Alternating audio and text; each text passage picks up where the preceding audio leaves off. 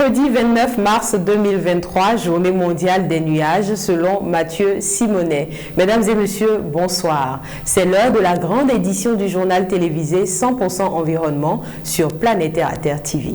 Voici le sommaire. Et si le déchet cessait d'être un problème et devenait une ressource pour le territoire? Faire du déchet un levier de développement territorial, c'est la mission que s'est assignée l'association franco-béninoise Bobeto à Porto Novo. Valorisation des déchets dans le département du Mono. Le groupement intercommunal du Mono s'attelle à obtenir à partir des déchets des matériaux réutilisables. L'astuce écolo de cette édition renseigne sur comment éviter le pourrissement rapide des fruits. À nouveau, bonsoir. Ce mercredi 29 mars 2023, c'est la journée mondiale des nuages selon Mathieu Simonet, écrivain et ancien avocat. De plus en plus de pays ont recours à la chimie pour faire tomber la pluie. Mais à quel et à qui appartiennent les nuages ? Et a-t-on surtout besoin et le droit de les manipuler? Des questions aux enjeux géopolitiques et sanitaires cruciaux qui passionnent l'écrivain et avocat Mathieu Simonet.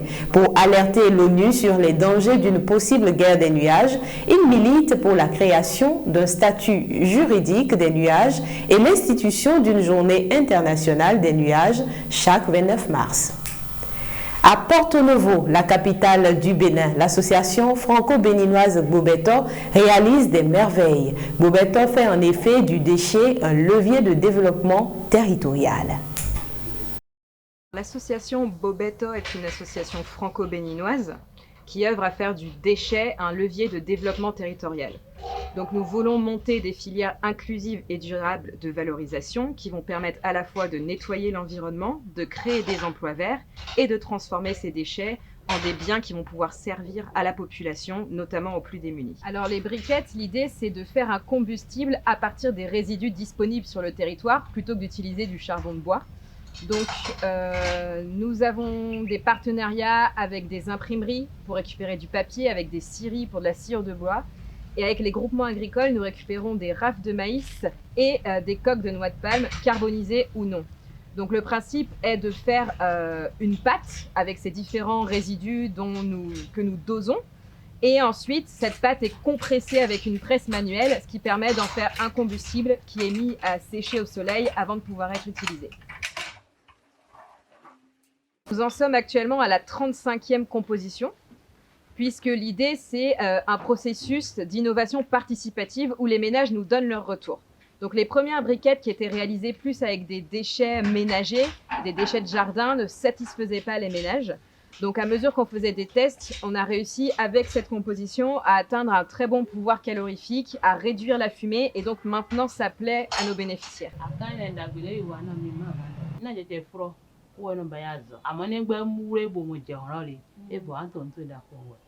En saison sèche, le combustible prend entre 5 et 7 jours à sécher. En saison des pluies, ça peut prendre jusqu'à 15 jours.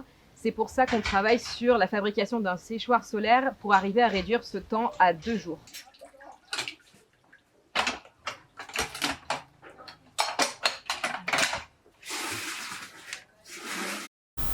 De Porto Novo, allons à Comé dans le département du Mono, scruter de l'intérieur le processus de valorisation des déchets mis en place par le groupement intercommunal du Mono, le J-Mono.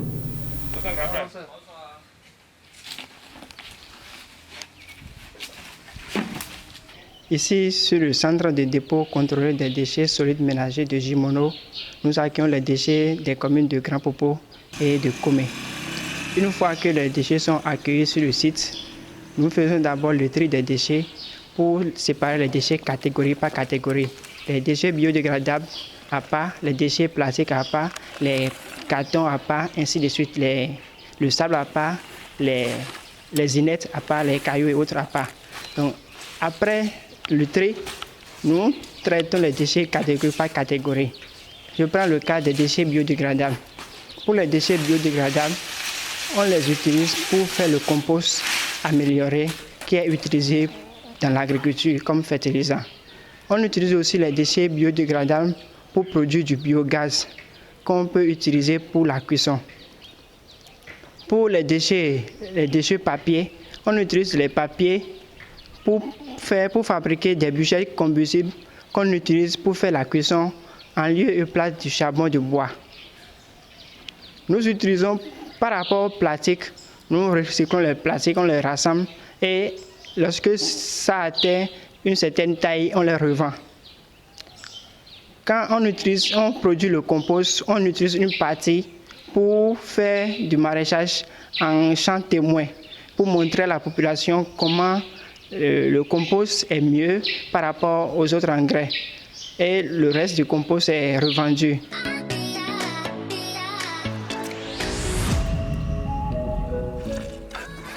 Comme le disait si bien Lavoisier, rien ne se crée, rien ne se perd, tout se transforme. Le groupement intercommunal du Mono, à travers sa politique de gestion des déchets, travaille à l'assainissement de ses 6 communes membres, tout en contribuant à l'atteinte des objectifs du développement durable.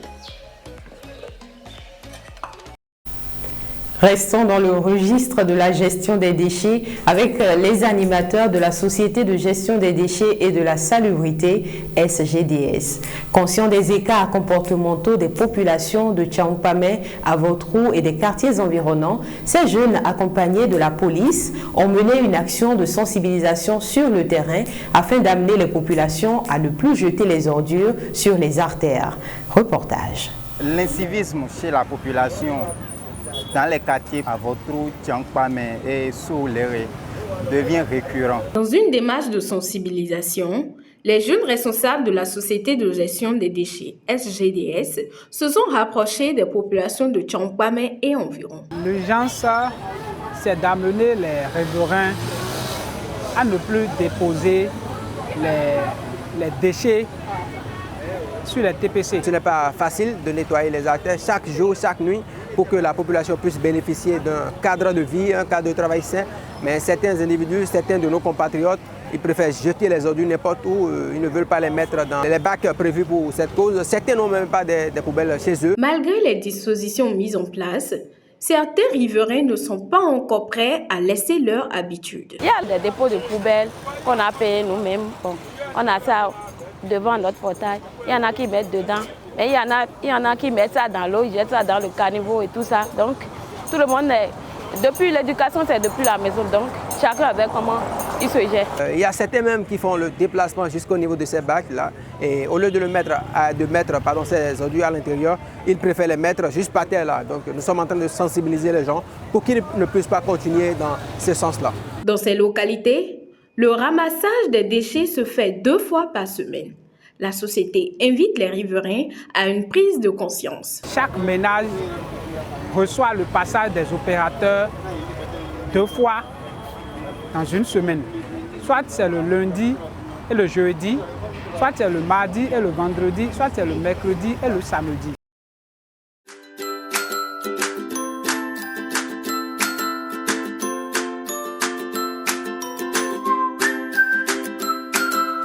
Voici un produit 100% terre qui répond aux besoins spécifiques des dames. Désirez-vous une poitrine ferme et des fesses toniques et belles? Nous vous proposons le beurre d'Akpi.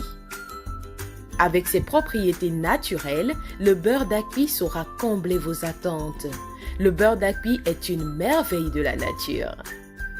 Passez votre commande en un clic sur le www.planetterraterre.com/boutique ou sur notre page Facebook 100% Terre ou encore en composant le plus 229 97 08 95 14.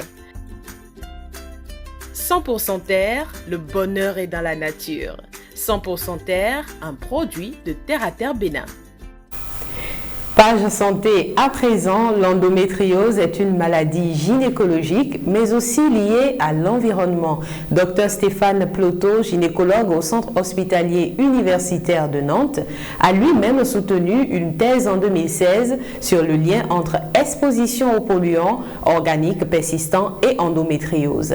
À Cotonou, c'est sur la plage de Erevan que Hermione Ligan, en collaboration avec la Fédération béninoise de badminton, a organisé une séance d'activité sportive et de sensibilisation sur ce mal qui touche particulièrement la femme. L'endométriose, c'est une maladie qui touche principalement les femmes en âge de procréer. À travers une séance de dance fitness et de badminton, les femmes ont haussé la voix pour dire non à l'endométriose. Un mal peu connu, mais qui fait assez de dégâts. Zéro douleur pour la femme, tous contre l'endométriose, nous sommes engagés. Si on n'est pas en forme, si on n'a pas notre bien-être, notre bonne santé, on ne peut pas œuvrer utilement pour cette lutte contre les violences faites aux femmes à plusieurs égards. L'endométriose est un mal atteint par les femmes et sa manifestation est liée à l'endomètre. Et il s'agit en fait d'un dysfonctionnement de l'endomètre, donc le muscle qui tapisse l'utérus, qui va migrer pour aller s'installer dans d'autres parties du corps et qui va provoquer des douleurs et des saignements chez la patiente qui en souffre. Pour mieux faire face à ce mal, le sport et un régime alimentaire sont des mesures adéquates parmi tant d'autres. Le corps ou l'organisme n'a pas à rester au repos. La sédentarité favorise la chose. Et lorsque vous êtes active et que vous bougez beaucoup, ça vous permet de supporter la douleur. Ça facilite aussi la circulation du sang. Quand on est sous traitement, pour éviter d'avoir des douleurs, il y a aussi toute une hygiène alimentaire qu'il y a à mettre en place. Certains aliments peuvent aggraver les symptômes ou aggraver la pathologie. En liège, une solution efficace et écologique, c'est l'astuce écolo de ce 19h45. Cette astuce de grand-mère n'est pas très courante, elle est d'ailleurs peu connue, mais est d'une grande aide au quotidien. C'est une méthode plutôt éprouvée que vous ne tarderez pas à adopter après l'avoir essayée.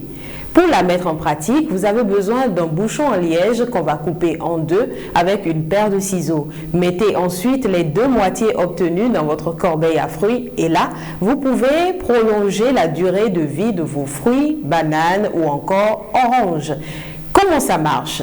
Le liège est un matériau capable de capturer l'excès d'humidité des fruits. En effet, c'est ce taux d'humidité trop abondant qui pourrit le fruit et le rend noir en seulement quelques jours sans que vous ne le mangiez. Du coup, grâce au bouchon de liège, vous pouvez gagner quelques jours de plus pour pouvoir profiter de vos fruits bien mûrs. En prime, l'efficacité du bouchon en liège ne s'arrête pas là. Son odeur un peu âcre a un effet répulsif naturel sur les moucherons. Voilà comment faire d'une pierre deux coups, car vous pouvez avoir des fruits frais et mûrs pendant longtemps tout en écartant cette armée de moucherons loin de vos fruits. C'est la fin de ce journal télévisé dédié à l'actualité environnementale. Prenez aussi désormais le rendez-vous du journal télévisé en langue nationale Fongbe sur Planète Terre à Terre TV. Si vous avez manqué le JT Fond de ce mercredi 29 mars, vous pouvez à nouveau le suivre sur notre chaîne Terre à Terre Bénin sur Facebook et sur YouTube, www.planetterreaterretv.bj, notre web TV. N'oubliez surtout pas de vous abonner, d'aimer et de partager nos vidéos pour nous encourager. Contactez-nous également pour la couverture médiatique de toutes vos activités liées à l'environnement. Demain, nous vous donnons rendez-vous à 8h au American Corner sur le campus d'Abomey-Calavi pour le Café Environnement du mois de mars. Notre plateau sera exclusivement féminin. Protégez l'environnement parce que l'environnement, c'est vous.